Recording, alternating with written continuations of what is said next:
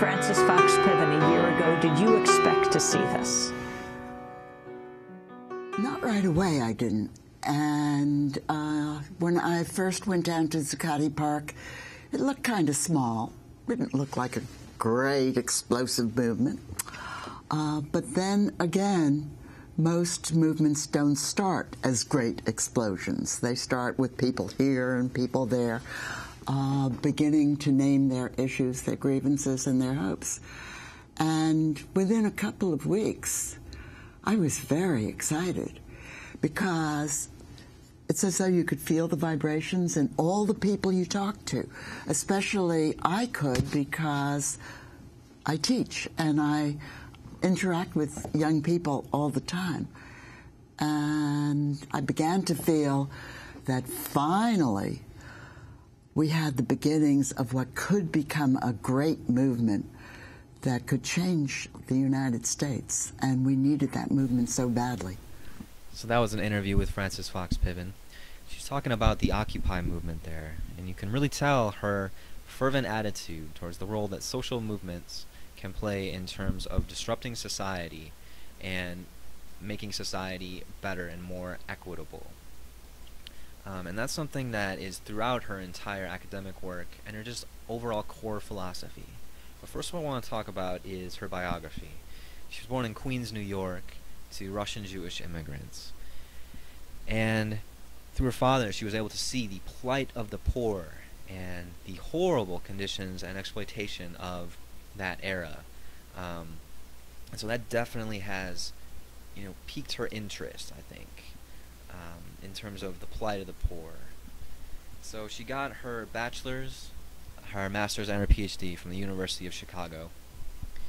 She then went on to Boston University for a short amount of time, but then she got most of her work done at the City University of New York, where she published Regulating the Poor, Poor People's Movements, Challenging Authority, and she's been there ever since.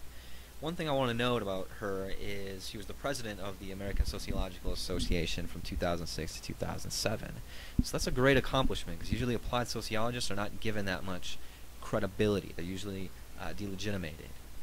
So now I want to talk a little bit more about her academic work.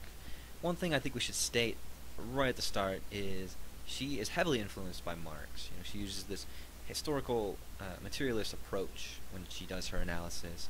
Most of her work is with her colleague Andrew Cloward.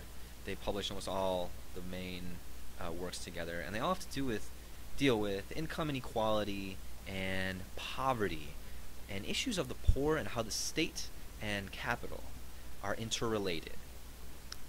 And this brings me to the crux of their argument, which is interdependency. And basically what they're saying is they're saying that people in modern societies, in capitalist societies, depend on one another, and they're usually not even aware of this, because these hierarchical relationships are put in place. But the fact is, people rely on one another, sort of like in Durkheim's organic solidarity. We're all very specialized, and therefore we rely on one another. This is in terms of the economic sphere, like capitalists rely on proletariat for their labor, proletarians rely on capitalists for subsistence, but it's also throughout society. Teachers rely on students to pay tuition, students rely on teachers for, that degree and the acumen.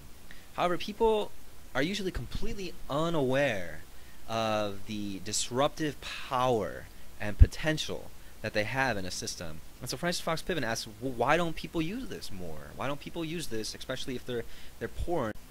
Well, one reason is because of heavy sanctions. We can see it with the Occupy movement. Those people were tear gassed, they were beaten, they were arrested just for protesting. Another reason is ideology. This idea that the poor deserve to be poor, that they need to pull themselves up by their bootstraps, that people who are rich have earned it.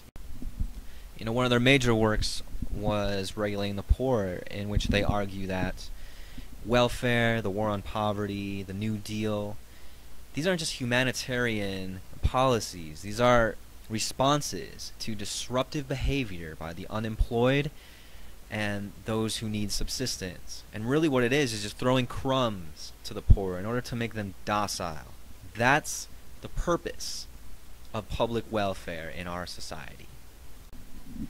Poor People's Movements gives an in-depth discussion of all the latest social movements that have happened within the last century, like the labor movement, the civil rights movement, and talks about how they can use disruption, but it depends on the context. Like, for instance, boycotts in the civil rights movement were incredibly effective, but they may not be beneficial if you're a striking worker. It's all about the context and who you are that depends on whether they succeed or fail.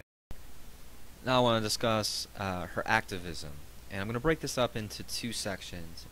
Inside the system, which refers to lobbying for bills, like for instance the motor voter bill was heavily influenced by Cloward and Piven. Basically, whenever you register to drive for a license, you also register to vote. And then also outside the system. And this is probably their most important way, because they want to put disruption and pressure on the system.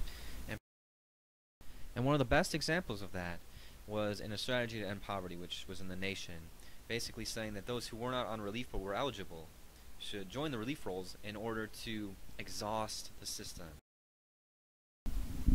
I want to discuss some of the challenges that she's faced.